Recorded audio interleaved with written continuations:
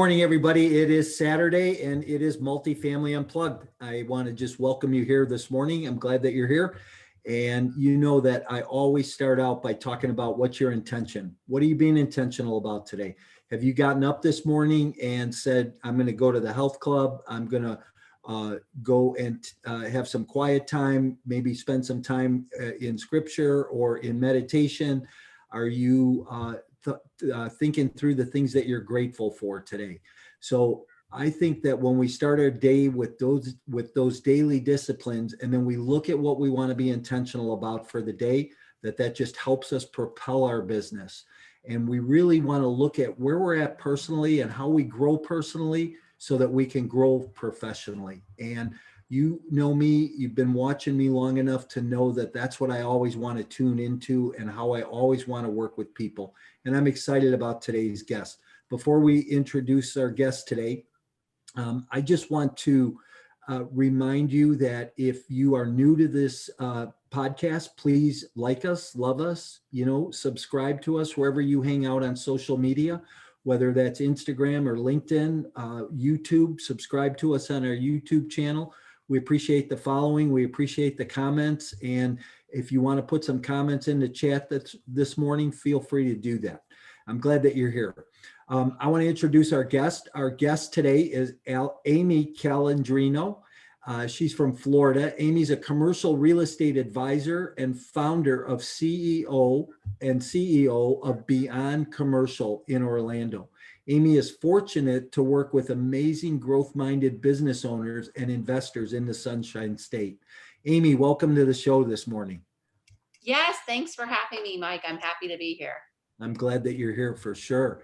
And I love that you say that you're fortunate enough to work with amazing growth-minded business owners. I think that, that's awesome, right? Because you get to really hone in on what you do best, and you also get to, compliment somebody else. So that's just awesome.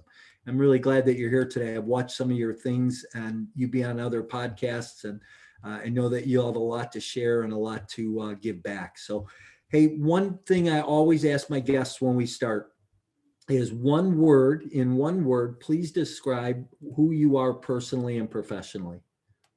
I would say undoubtedly authenticity. Authentic. I love that, and I'm going to say this, I'm a couple of hundred episodes into a couple of different podcasts. And, I rarely find people that come up with the same word. It's really amazing. And I don't believe that anybody has ever said authentic. So I'm going to really like to deep dive into that a little bit. So let me just ask before we get into your bio and that, what makes you authentic? I would say one thing I've worked on in my life is I've learned the more I've let go and the more I've decided to just embrace imperfection and just embrace failure, embrace the growth in life, and also, not try to be anything anybody wanted me to be and be really me. I've just had much, much, much more success come my way. And I think the greatest growth and authenticity has come just, I'm a mom of a 2.5-year-old and another one that just turned 1. And if there's not, I would say that's the number one thing that really made me say, wow, I just got to let things go, trust those on my team, trust the advisors I work with. And it's phenomenal. I've just never seen so much growth in my life since I've embraced that. And I think it also, I will show people, not everything goes perfectly for me. And I think it gives people a lot of strength and helps them to really connect to me, knowing that I'm not perfect. I'm doing the best that I can every day. Yeah. And that's really cool because not everything goes perfect for everybody, Yeah. So. Hey, so why don't you give a little context about who you are, your background, how did you get into the world of, being an entrepreneur and real estate and all that? Yeah, so I know a lot of people say they come from humble roots, but that's really my background. I was born in Vermont, and my parents, neither one of them had gone to college, and my dad actually hadn't graduated from high school. And so it wasn't very easy for us growing up. We had a lot of cold winters and there wasn't a lot of work. And my parents decided to try to escape there and come to the Sunshine State. But the problem was they really didn't have like much money to do that. So they actually had to put a trailer on someone else's land for a summer to just be able to afford, to save enough money to come here. And I'm really fortunate they did that. And so we came down here, and they had a lot more jobs available for them, and things were great. And they did everything they could to support. So if I wanted to go to college, I could, and help to support me. And so when I originally went to college, I thought I was going to be a lawyer.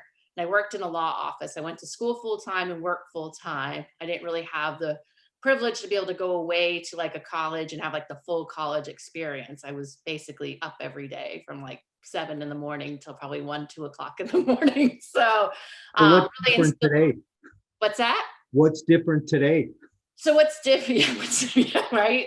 So thankfully they're sleep trained now, but Yeah. so I worked really hard, but while working at the law office, I came to realize, that there was really a need. I saw a lot of people come in from commercial real estate transactions to the law office that I was working at, and saw that there was a lot of brokerages that catered to the really large folks, but there really wasn't like some customized advisors for small to medium sized businesses and smaller groups. So I'm talking, most of the deals that I'm working on are usually between like 1 to like 30 million, which aren't really that big. I would say the majority of mine are probably like 1 to 10 million. And so, but I decided I wanted to really counsel business owners. And so I made that pivot and started my own brokerage in 2010 in the middle of the Great Recession, and just slowly started building it by aligning with a lot of the small business owners that I knew.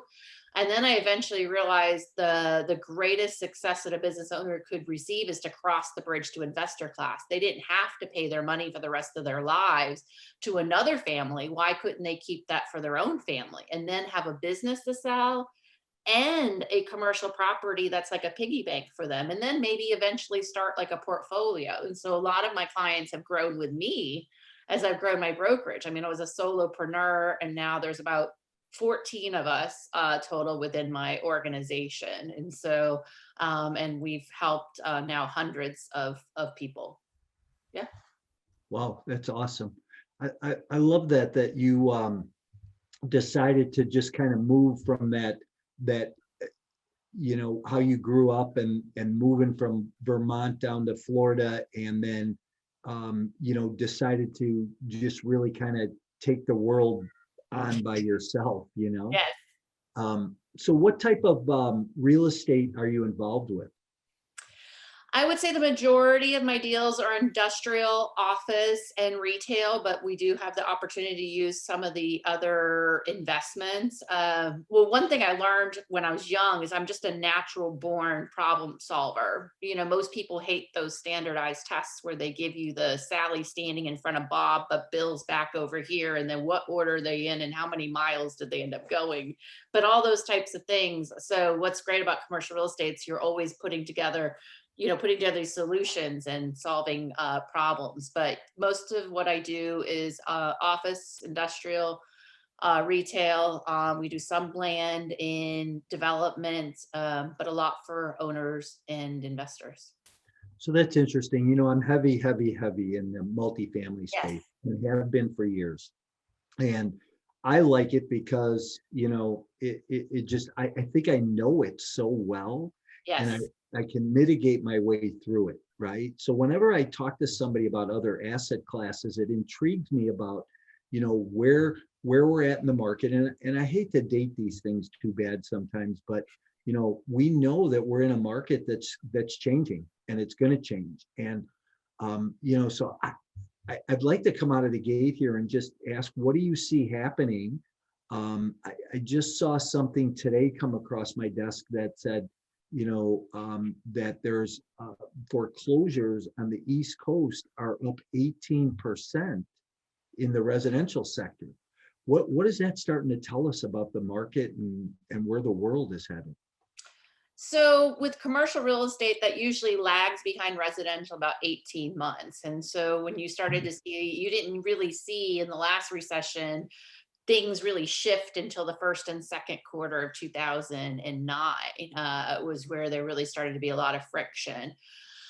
Florida's a little different. I've actually called it a bit of a unicorn where, I do think that things are going to slow, kind of like almost like a gear shift is starting to like slow. And then, I think we will have a bit of a plateau, maybe a bit of a decline in Florida, but we have so much so much migration coming here, so many new jobs coming here.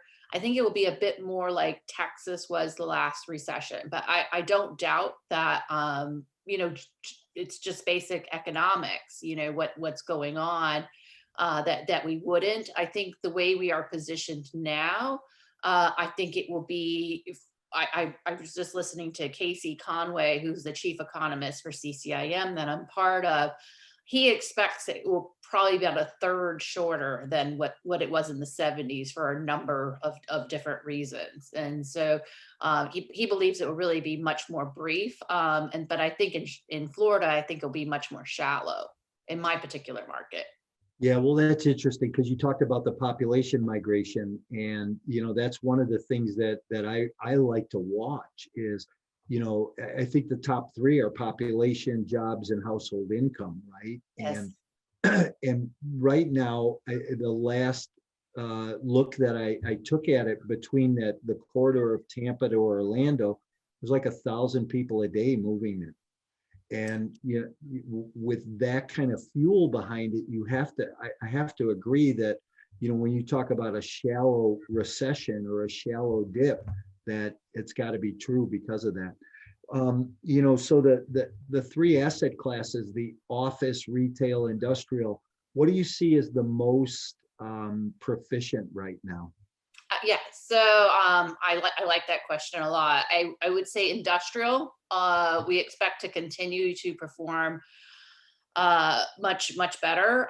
We've been offering lots of economic incentives to bring all the container ships over to Florida and other East Coast states, and also deploy a lot more of the river ports that haven't been in utilization as much over the years. That will also help to alleviate some of the supply chain issues, and then further boost industrial. So that's one of the factors that's going to continue to help industrial. And then of course we just have a shift in retail continuing to fuel industrial. So that's still my favorite, but cap rates are continuing to still decrease. So there's not a lot of meat on the bones unless you're out there door knocking and finding deals before they go to the market. Office would actually be my next pick, because at least here in Florida, our vacancy rates have lowered considerably. A lot more folks are back in the office. Even in our central business district, most of the sublease inventory has dissipated, and we continue to have many corporate headquarters relocating here to Orlando. So our inventory is dwindling and considerably. So a lot of the users that I'm working with, where before we could maybe look at a half dozen options for them and really bat around some LOIs, there's not as many options for them that's available. And then the construction costs are in a lot of different factors. We're looking at rental rates almost at $40 per square foot, which is really high and far beyond where we were in 2008 for Orlando. Are you ready to skyrocket your multifamily business and see real results in your investing activities? I'm looking for 5 highly motivated individuals who are serious about taking their real estate business to the next level. If you are ready to become a better version of yourself and are sick and tired of wasting time and are ready to explode to the next level, then apply today. and see if you qualify for my personal one-on-one coaching and mentoring. Log on to My Core Intentions and schedule a call for a free consultation. What about retail? So retail, our rates have gotten really high here in Orlando, and I think just with inflation, what we've seen, if we use the past predictor of future behavior is past behavior, and so we look at other recessions and other inflationary times and which asset classes have had the most trouble, generally would be retail, and also retail's been propped up a lot by the PPP and EIDL money and those types of things, and those are really like going away. So I think that coupled with, just the continued, competition, I don't think that, from what I'm hearing from banks, I just don't think that it will fare as well as the other asset classes. Just the rental rates have become really unaffordable for users to make their rent to revenue ratios work. And customers, as this inflation continues to take place, they're going to cut their discretionary spending, and they're going to think, am I going to keep my subscription to the yoga studio? Am I going to go out for that frozen yogurt? Those different things. I think the retail businesses will be hit a bit more than other types of businesses. You see a lot of, I'm in the Midwest, so I'm in Chicago, and in the suburban markets, there's a lot of shuttered retail centers.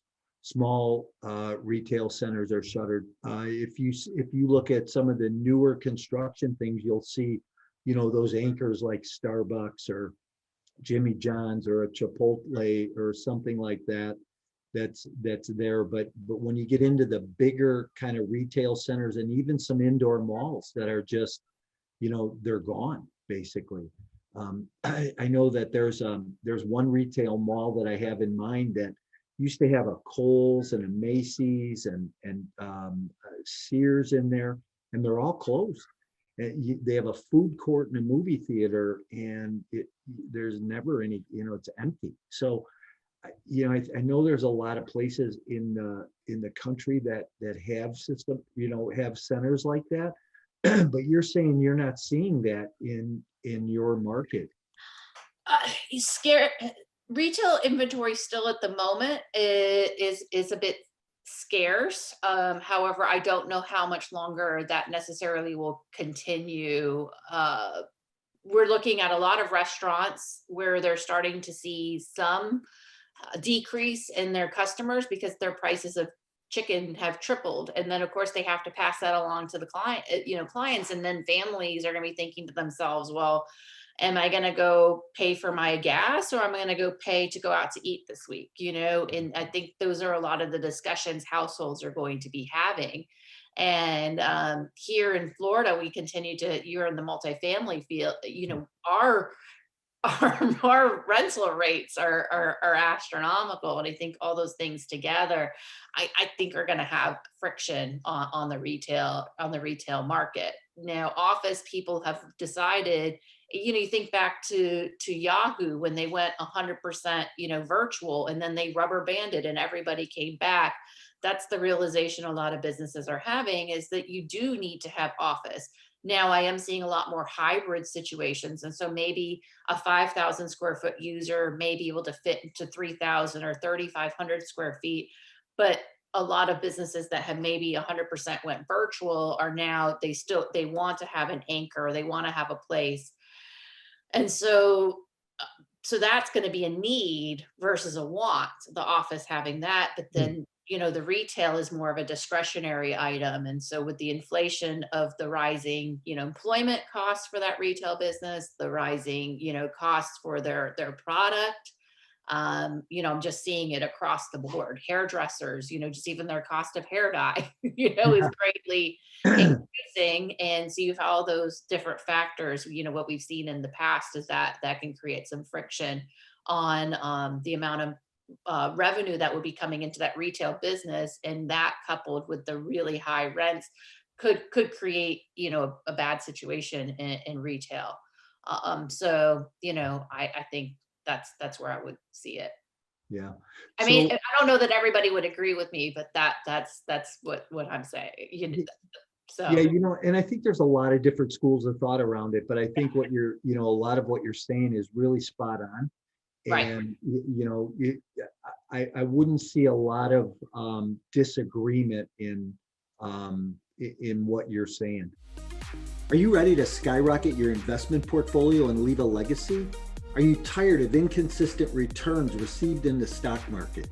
Then it's time you take a look at alternative investment options like a passive investment in multifamily real estate. No tenants, trash, or toilets, just a solid return on an annual investment, including quarterly returns along the way. These lower risk and secure assets are also a great hedge against inflation. If you want to hear more about these types of opportunities, email me directly to schedule a 15-minute consultation to see if you qualify. You can email me at mike@mycoreintentions.com.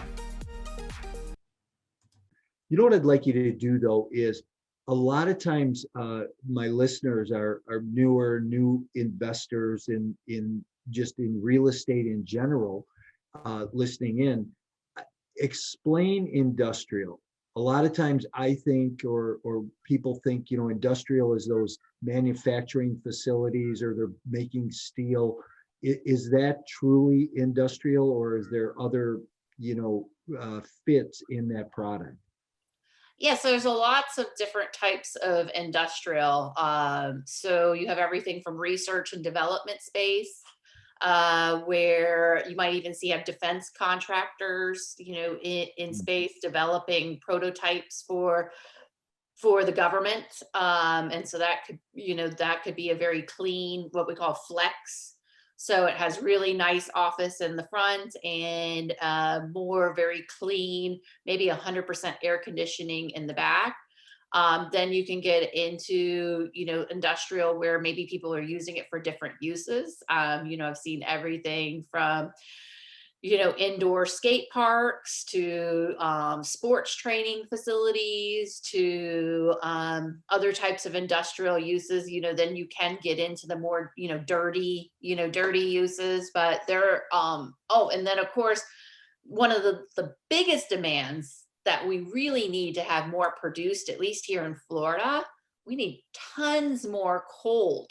We don't have enough cold storage. There's not enough cold storage. And the costs to retrofit anything to cold storage are astronomical. And there's a lot of problems with doing that if you don't have the right building envelope and such to do that. And so we are starting to see more construction for that in the Orlando area. But industrial really runs the gamut. You have everything from food storage to sports uses to manufacturing to research and development.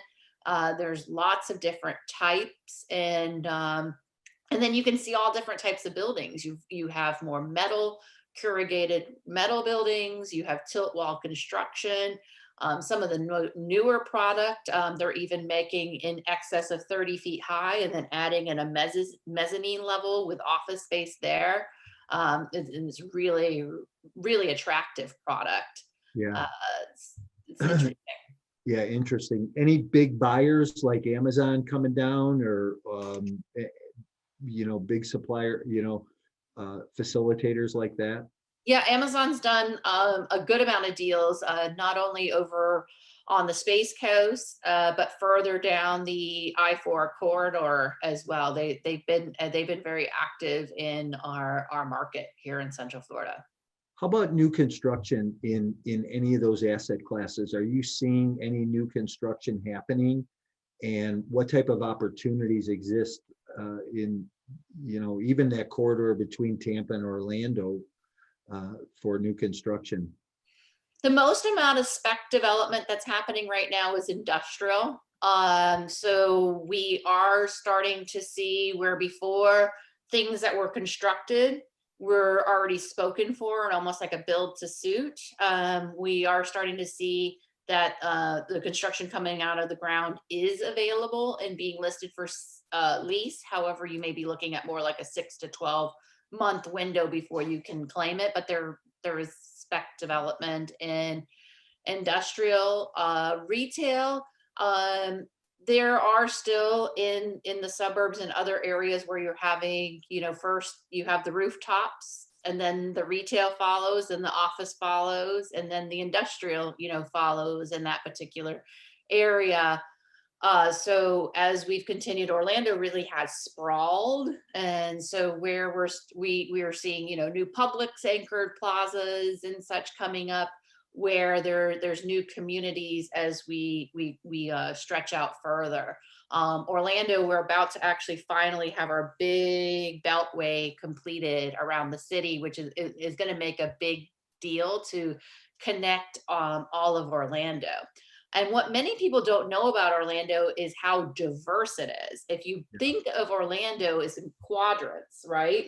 So you have the Northwest quadrant has typically been more agricultural, and continues to still be a bit more agricultural and has a lot of farm opportunities. Northeast has tended to be, has a lot of manufacturing, industrial, that's more like Sanford area. And then you go down to southeast near the airport, we have, Lake Nona, medical cities, all this innovation.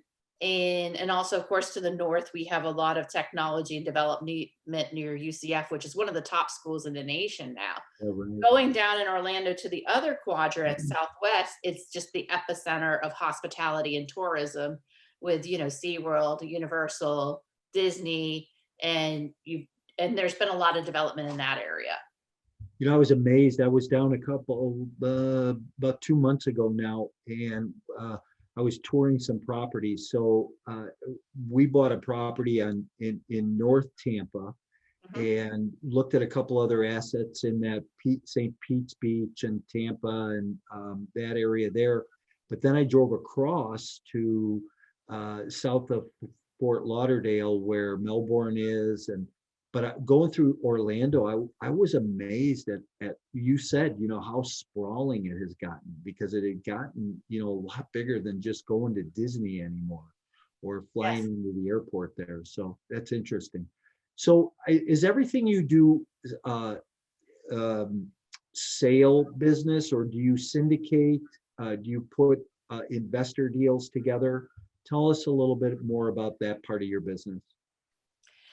Yeah, so primarily how I got started, because I started this myself, and bootstrapped it, myself, and I did a lot of work for people like me who are business owners, and did a lot on the user side. And then as I've grown, I've done more brokerage, and now I'm getting more into investor work. And so the work that I do investors is more so representation and consultation on the development side, and helping them to evaluate the feasibility of their opportunities, and helping them to do assemblages and find the property to put their development on.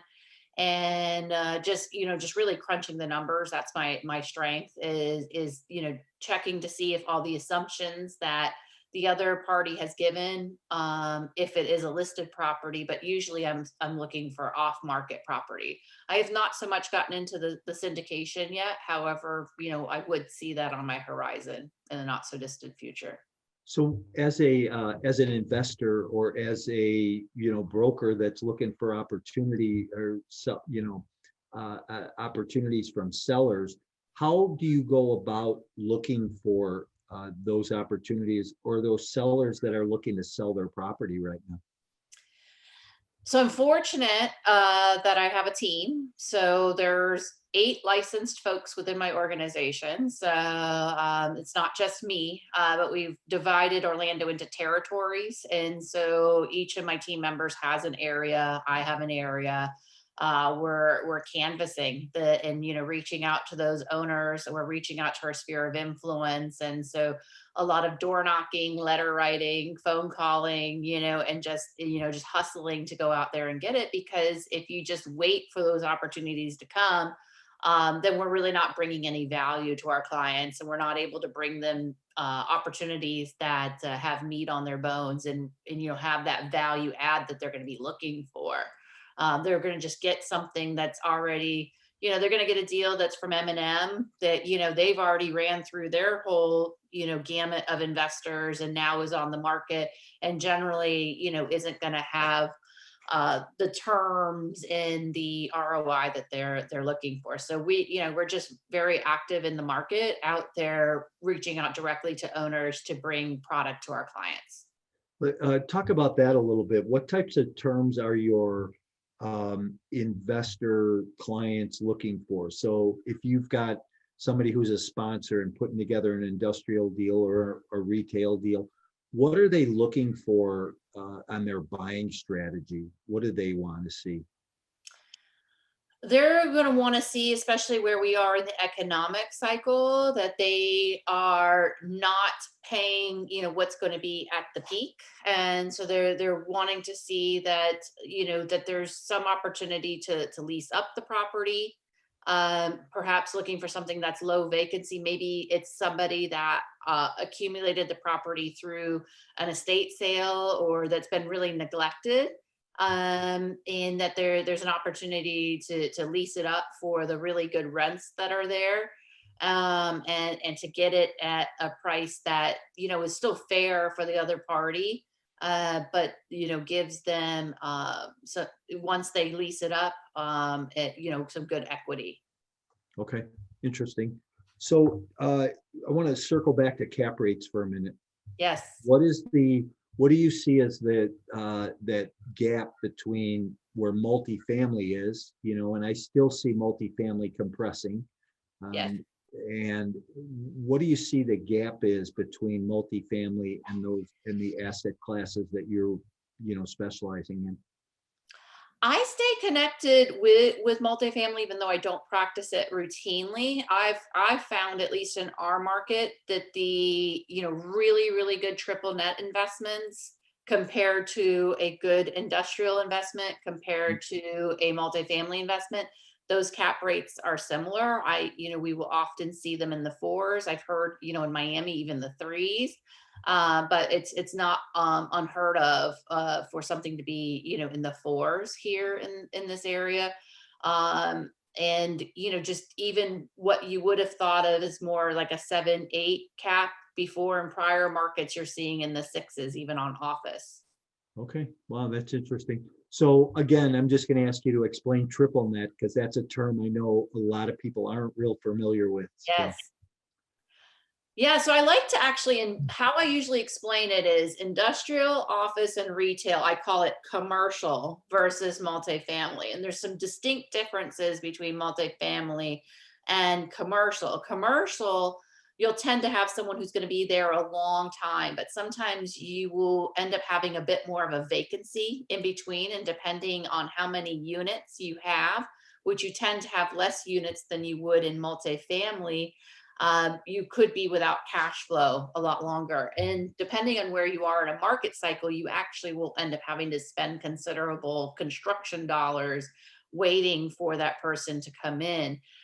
The other difference is that versus you have one rate, in commercial, you can have maybe three different ways. You'll have modified gross, and triple net leases. And so you look at, in a triple net scenario, you're charging, let's just say on industrial, $12 a square foot.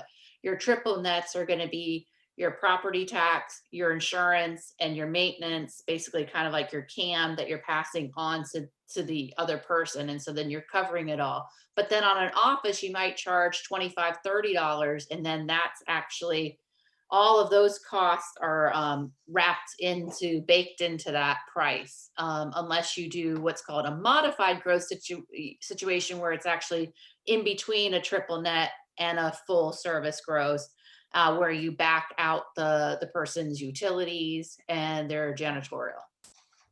I have a friend who sold residential real estate for a number of years and sold a lot of residential, 100, 150 houses a year, did it consecutively for a number of years. And a few years back, he said, I'm going to get out, I'm going to go into the commercial arena. And he started building auto zones. And you have AutoZone by you? Yes, we do. Yeah. And that was a interesting triple net deal, right? And he owns right now, I think he owns about 24 AutoZones around the country. So there's a lot of opportunity when you look at that whole triple net market with AutoZones or Walgreens and CVS and some of the other national players like that, where you can buy that real estate, build that real estate, and then have a nice tenant base for a long time. Yeah, you're getting the base rent, and then basically anything that has to do with that property, then you're passing through to them unless you have some other stipulation in the lease. So it's really easy to pretty much figure out what is your net operating income. It's basically your net rent, because the rest of the stuff is a wash. Yeah, it's interesting. Well, this has been very enlightening today, that's for sure. As we start to wind down, I'd like to ask you, ideas, thoughts, suggestions as we move forward into the near future here, right? I think we're going to see the markets change a little bit, the world change a little bit. What should people watch out for? Maybe what opportunities should they look for?